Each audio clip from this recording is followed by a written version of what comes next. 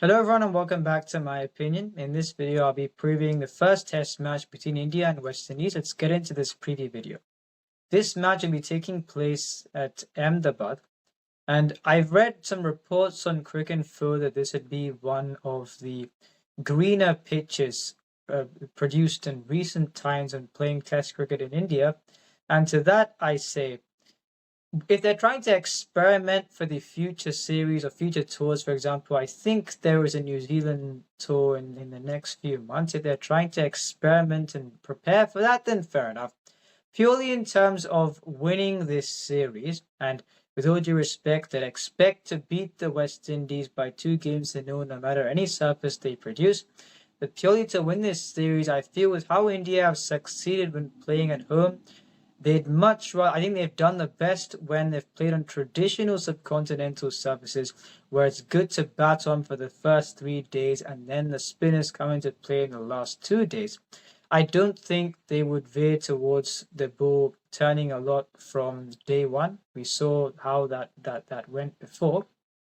In this case, I feel whatever surface they prepare, they're saying it's a green top. They'd expect to beat West Indies, whatever surface is prepared. So they may be experimenting. According to me, if you're looking at this West Indies attack, you've got Azari, Joseph Sharma, Joseph injured. So they'll be not playing this series. The one fast bowler with some kind of a reputation going to this series for them is Jayden Seales. So I feel if they bowl on a surface which is good for batting in the first 3 days, they'll struggle to pick up wickets against a strong Indian batting side, and they may play 3 spinners, the West Indies. Even then, in the first 3 days, I feel they'll struggle to pick up wickets. And a lot of people think because of what happened in the previous home season that the players will somehow struggle playing against spin. If they prepare a traditional subcontinental surface, then I don't think the West Indies spin attack that they will be able to do much against this Indian batting side who on a good surface, a good batting surface in red ball cricket are still the best players of spin in the world according to me. So that is on that. And now let's go into the India 11, where I put an asterisk next to a player's name, and I'll explain why I've done that. This 11 being Yashasvi Jaiswal, KL Rahul to open, Sai Sudarshan number 3, Shubman Gill 4, Washington Sundar 5, Narayan Jagadisan number 6, Ravindra Jadeja number 7, Jasprit Bumrah 8, Kuldeep Yadav 9, Mohammad Siraj 10, and Prasidh Krishna number 11. Now, I don't think Bumrah should need to play in the subcontinent against anyone, unless maybe Australia, Tour India, or compared to the rest of the cricketing fraternity in New Zealand, they're one of the better players of spin, so maybe them. But I've seen since the previous year, even when England were touring for a 5-match series, you need Bumrah to play in 4 of them, and for India to win. I don't think that it's not something they've had to do before. I think it'd be regressive if it gets to that stage, which is why I've put an asterisk next to his name. Since they may be playing on a green surface, I've put his name there because they may play him, but I think if they play Nitish Kumar Reddy or they've not selected anyone else in the squad, and I'll get to that in a bit, they've got Siraj, Prasidh Krishna, Nitish Kumar Reddy, then you've got the 3 spinners, then you've got this kind of a batting lineup.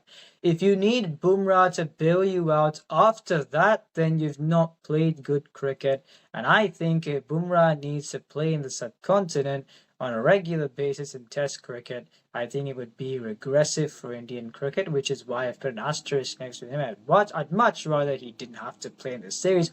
And people may say, why is he was rested for 2 matches in the Asia Cup? He was still traveling with the team. We don't know how often, for example, in the training sessions, he may have to bowl. They were playing in the same venue, but he was playing in England as well. He was resting for at least 2 matches, I think. And then he'd still be traveling with the team, he'd still be practicing with the team, he wouldn't be getting a full rest from the routine. And we've seen that when he has returned in Test cricket, he's been fairly gingerly. I don't want that to be the case now because he hasn't got adequate time to sort of stabilize, especially with his biomechanically strenuous action. He does not need to bowl many overs in this case. If he does, I think it's not a great thing. So that's why preferably, I don't think he should play in this match, but they may play him. I've left out Akshar Patel because he's someone who, unless the surface offers a lot of turn, he wouldn't get much turn with the ball. And he's someone who in Test cricket relies on the batsman to sort of play for turn, and they struggle with the straight one. If you prepare a traditional subcontinental surface, I don't think he as a fourth spinner will come into play.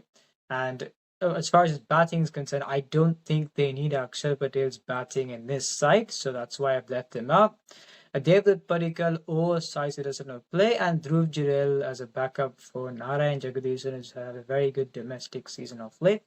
So that is the combination that I would go with. Additionally, I'd like to talk about players who I think could have been in contention to make this squad. I feel bad for Karun Nair because he made a comeback into the national side after putting up stellar performances in domestic cricket. He didn't score as many runs as he would have liked in the England series, so I think that's why they have chose to move on from him. Abhimanyu Easwaran has been part of many touring parties. He was also part of the India A team to play against the England Lions before the England Test series, and he hasn't played for the full team once, and I think removing him despite him not having made his debut, I think is very harsh. And we've seen Bumrah will most likely, I think, given the composition of this squad, they've not got another out-and-out fast bowler in the squad apart from the 3 in the 11. So looking at the squad, I think Bumrah will probably play both these matches, and I think when you've got bowlers such as Arshdeep Singh, Mukesh Kumar, Anshul Kamboj, in the one match he played in England, he didn't bowl that quickly. He can bowl quicker than what he did bowl. And I think he's a very good bowler. He's a defensive bowler, therefore. You got those three. You don't need to play Bumrah, especially in a series where you expect to win at home. You'd much rather reserve him, for example, in the series against New Zealand.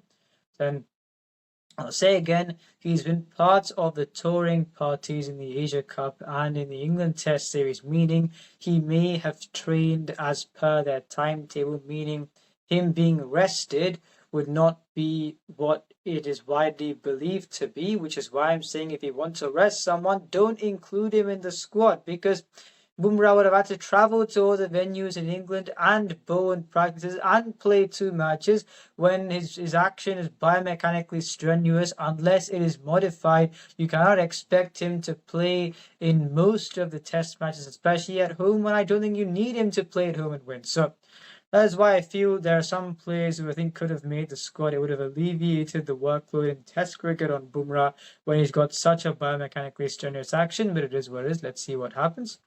And now for the West Indies. When making this playing 11, I didn't find it as much of a straightforward task, and this is not in any disrespect to the West Indies. I think partly because I've been following their cricket, but I don't know the intricacies. And with the 11 that I'm going to read out, I've drafted one here, but if there are some things that I am missing out to say that maybe this player would definitely play, then I'm sorry for that. But based on what I know, I've gone with this 11 being John Campbell, Tevin Imlach, Kevin Anderson, number 3, Alec Athanase, number 4, Shai Hope, 5, Roston Chase, 6, Justin Graves, 7, Carrie Pierre, 8, Anderson Phillip, 9, Jaden Seals, 10, Jamel Warrican at number 11. And I've heard that even in their fraternity, that who the openers are going to be is something which is sort of under scrutiny.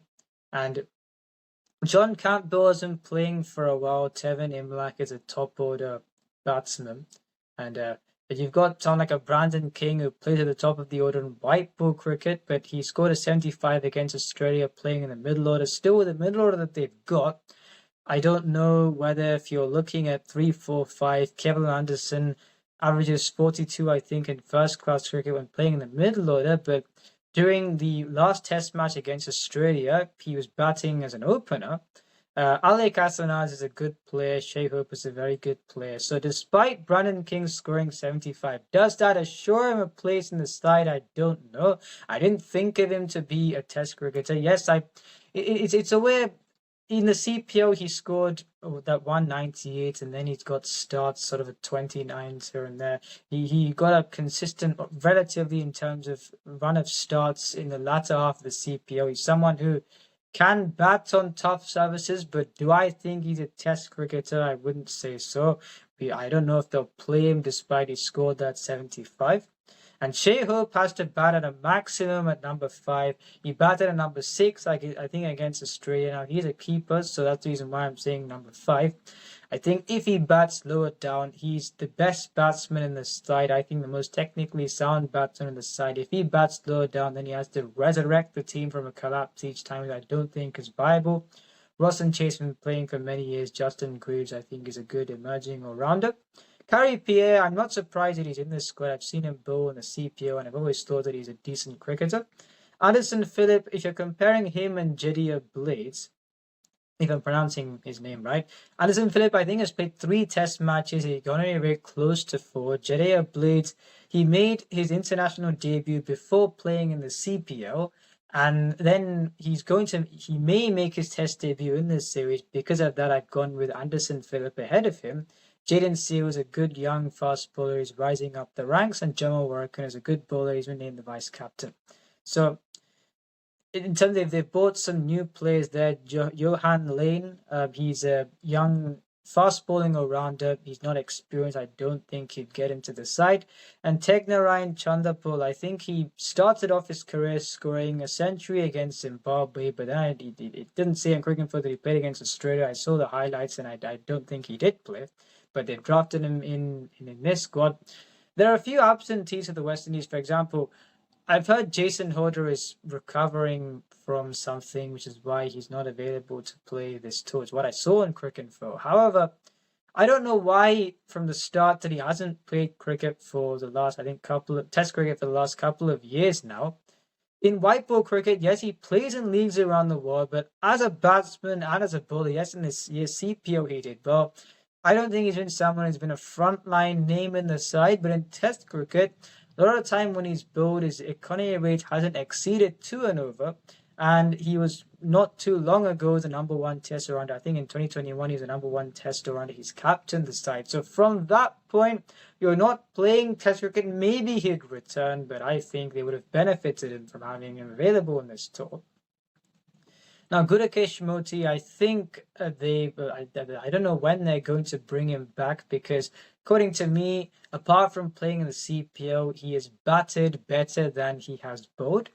And maybe that's what they factored into their thinking. I wouldn't be surprised if that was the case. So I don't know when they are going to bring him back. And then you've got Shamar Joseph or Zari Joseph who are out injured. So I think at least 3 of those, because I don't know when they're going to call Gudakesh Moti back, I think at least 3 of those would have been value additions in this side for the West Indies. I wish them all with the squad. They're trying to rebuild in Test cricket. Let's see what they do.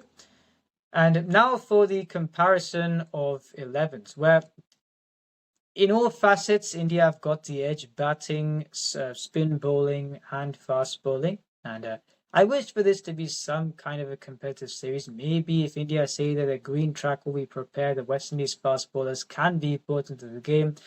According to me, purely for India to win the series, I would rather, unless they want to test something. If they're preparing for New Zealand and you say a green track, then let's see how it goes. But according to me, purely if you want to win this series, then I think to make the greatest advantage for you, a traditional subcontinental surface would mean I think India would beat anyone playing in a traditional subcontinental surface. But if they want to experiment, let's see how they do things. If you enjoyed this video, please subscribe, share with friends. This is my opinion. What's yours?